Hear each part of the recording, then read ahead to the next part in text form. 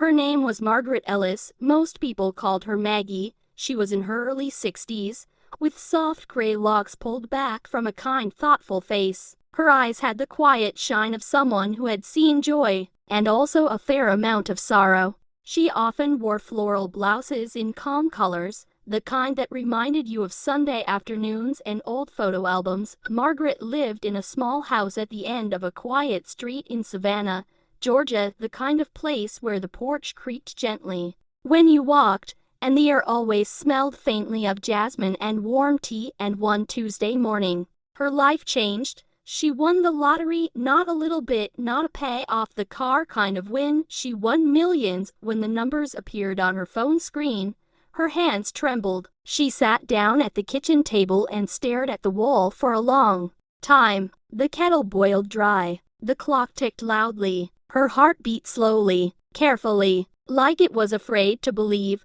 But Margaret didn't call anyone, not her sister, not her children, not even her best friend. She whispered to herself, "Let me see who loves me before they know I have anything to give." So she made a quiet decision. She would ask her family for help, not for money, just for kindness. One by one, she reached out first. She called her daughter, Danielle. "Sweetheart," Margaret said gently, "I'm feeling overwhelmed. My house needs repairs. Could you come help me this weekend?" Danielle sighed on the other end. "Mom, I've got so much going on. Work is crazy. The kids have sports. Maybe next month." Margaret smiled softly. "Of course, baby. I understand." Next, she called her son, Eric. "Eric," she said, "I'm having trouble with some paperwork. Could you sit with me and help me sort it out?" There was a pause. "Mom, I really can't deal with that stuff right now. You're good with documents. You'll figure it out."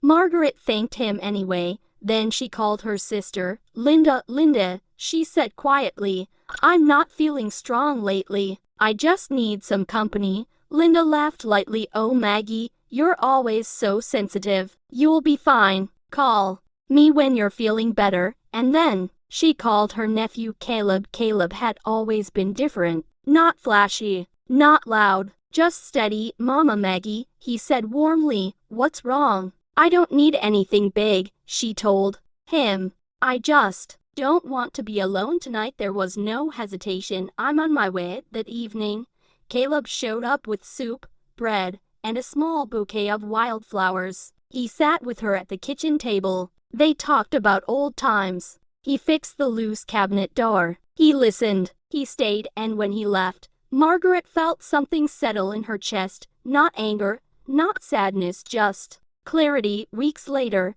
she gathered the family. They sat in her living room. The sunlight poured through the curtains. The old clock hummed softly. Margaret folded her hands. "I have something to tell you," she said. They leaned forward. "I won the lottery." Gasps, shock, smiles, wide eyes, and suddenly, the room changed. Danielle reached for her hand. Eric leaned closer. Linda laughed and said, "I knew something good was coming your way." Then the requests began. Trips, loans, ideas, plans. Margaret listened quietly, and then she raised her hand. "I already decided how to share it." They all grew silent. "I'm going to help the one person who helped me before knowing I had anything to give." She turned to Caleb.